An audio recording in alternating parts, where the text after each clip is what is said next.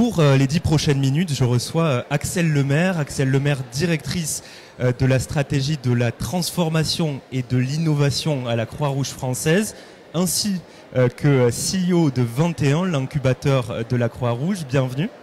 Merci. On va parler de la Croix-Rouge française et de votre action, mais avant tout, si je vous dis que vous avez un point commun avec Benoît Hamon, Cécile Duflot, Najat Vallaud-Belkacem. Est-ce que vous voyez où je veux en venir? Un petit peu, oui. Un petit peu. Donc si la question c'est est-ce que c'est un complot ou est-ce que c'est Un coordonné, la réponse est non.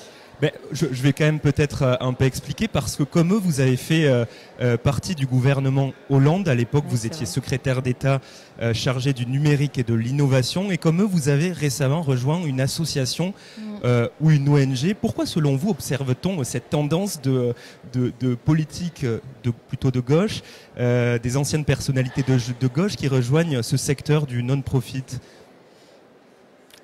Ça m'étonne un peu que ça vous étonne. C'est-à-dire que quand on s'est intéressé à l'engagement, la politique est une modalité, l'action associative en est une autre. Quand la vie politique se termine, eh bien, on se tourne assez naturellement vers d'autres formes d'action sur le terrain qui permettent de concilier et un idéal, des principes, les valeurs qui nous meuvent et puis la volonté d'agir.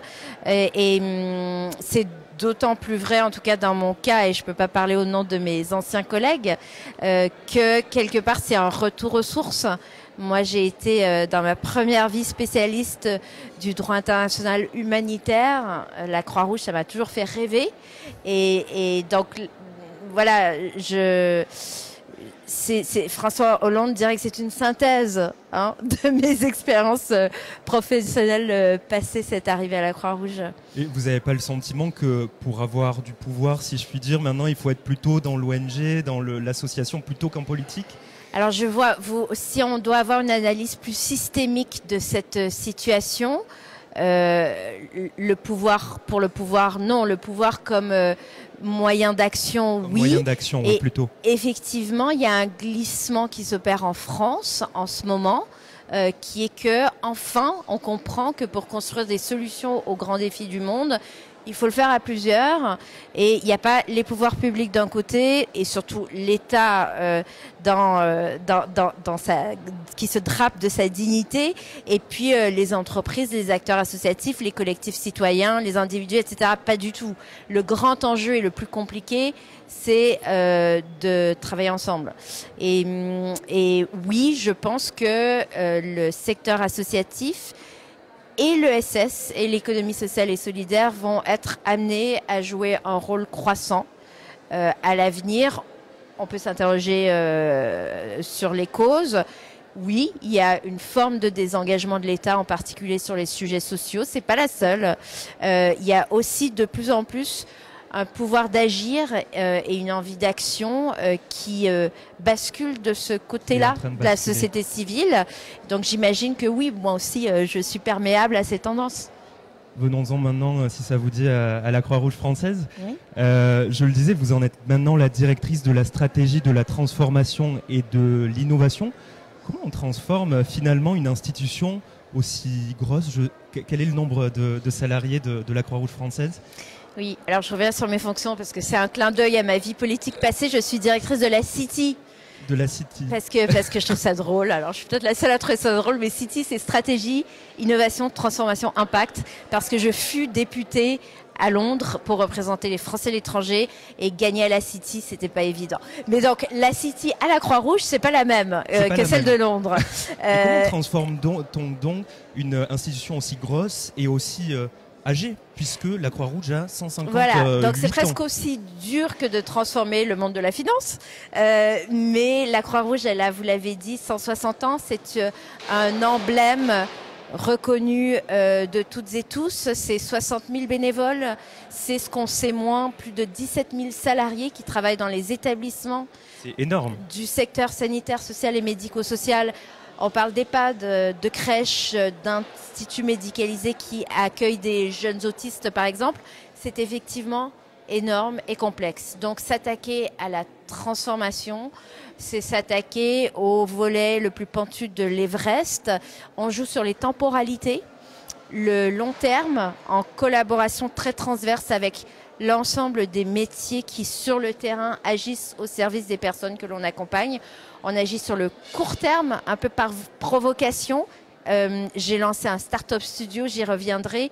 Je dirige 21, l'accélérateur d'innovation sociale qui secoue parce qu'on s'appuie sur des projets d'entrepreneurs sociaux pour apporter des solutions externes ou alors internes, mais vraiment qui émanent des volontaires. C'est assez inédit ça, le 21, un accélérateur dans une association, une grosse association comme ça, c'est assez inédit.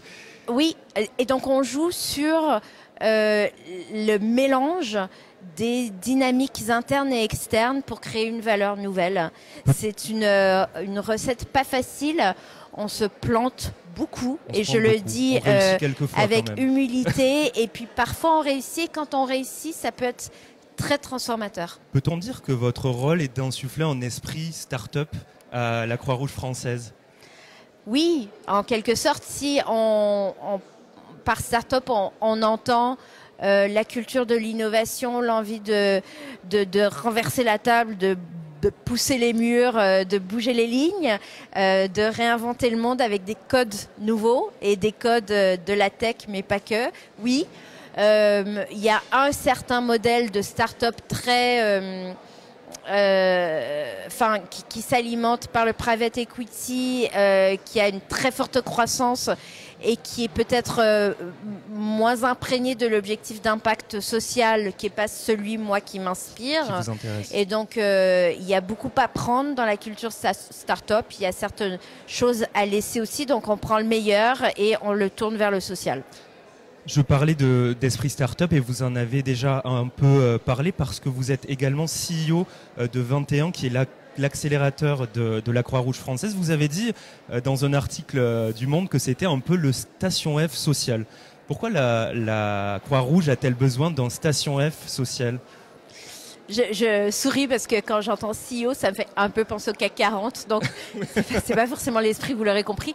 Mais on a besoin d'un incubateur et d'un accélérateur en interne pour s'appuyer sur des ressources qui sont celles de l'écosystème d'innovation.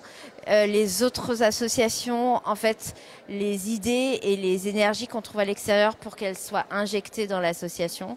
Et puis aussi, on s'appuie sur des méthodologies, des accompagnateurs dont c'est le métier, des financements dédiés, en fait une structure dont c'est le rôle. Et c'est très important qu'il y ait cette reconnaissance et cette ingénierie autour de l'accompagnement de l'innovation sociale. Après le Station F, là aussi c'est un clin d'œil. J'en fais beaucoup à l'oral, je suis vraiment pas très forte pour en faire pour de vrai, à la culture start-up, mais c'est aussi un peu le contre-pied de Station F s'il s'agit de grossir très très vite pour aller vendre aux États-Unis avec des financements qui viennent de Londres. Oui, heureusement, vous ne reprenez pas tout, l'intégralité de Station F. Voilà, c'est pas là aussi que le meilleur. L'état d'esprit de la Croix-Rouge française.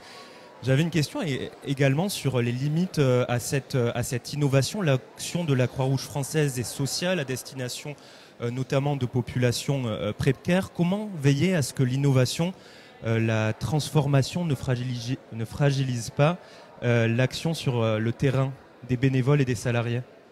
C'est une préoccupation majeure. D'abord, l'innovation, elle n'est pas que technologique. On peut innover managérialement, on peut innover dans les usages. Et innover dans les usages, c'est souvent expérimenter avec des personnes que l'on accompagne. Je pense par exemple aux personnes en situation de handicap pour co-construire avec elles des solutions. Tout cela, là, j'ai bien conscience, franchement, je recours à tout le jargon de l'innovation sociale, la co-construction, l'intelligence collective, là. ça a une réalité très concrète. C'est-à-dire pour donner des exemples, ça peut être par exemple un bus itinérant qui va à la rencontre des populations. Ça, c'est de l'innovation. Mais complètement. Un exemple aussi concret, on organise là un hackathon avec l'OETH, qui est l'association qui accompagne les employeurs dans l'insertion professionnelle des personnes handicapées. Ce hackathon, on va le faire et il va se dérouler avec les publics principalement concernés. Ça suppose de comprendre leurs besoins, ça suppose d'adapter les manières de faire, donc d'avoir une expertise dans le domaine du handicap. Et en fait, ce qu'on fait, par exemple, sur ce sujet, on le fait dans toute notre politique d'innovation dans les établissements, avec les personnes âgées également. Donc, cette thématique de la participation des publics, c'est pas uniquement parce que c'est à la mode. On la met en œuvre de manière très opérationnelle dans l'ensemble de nos projets. L'inclusion sociale, elle est aussi dès l'amont, dès la manière de construire des solutions, avec cette conviction que j'ai toujours eue, qui est que, en réalité, quand on fait de l'inclusion pour les personnes en situation de handicap et par elles, ça devient universel. Et donc on sert tout le monde. Donc cet objectif d'universalité, il passe par la participation des publics. Ce sera ma dernière question. L'ancien directeur général de la Croix-Rouge française, Jean-Christophe Combes, a rejoint le gouvernement il y a maintenant quelques mois. En tant que ministre des Solidarités, quel est votre regard là-dessus ? Un regard un peu égoïste, ça serait d'être tristoun parce qu'il m'a recruté et que il m'a recruté avec une vision et une ambition partagée.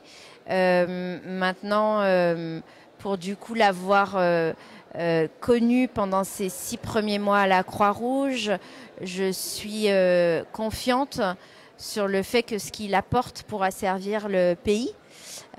Surtout sur les sujets dont il a la charge.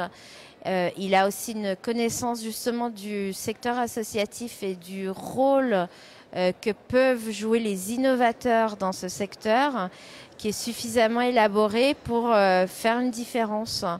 Et donc, je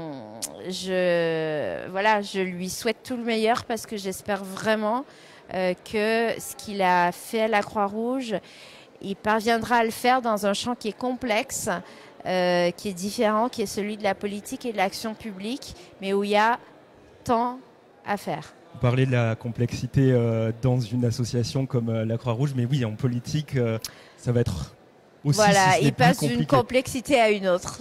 Merci Axelle Lemaire, donc directrice de la stratégie de la transformation et de l'innovation à la Croix-Rouge française et CEO du coup non, mais non. à 21 l'accélérateur. Merci beaucoup. Merci à vous.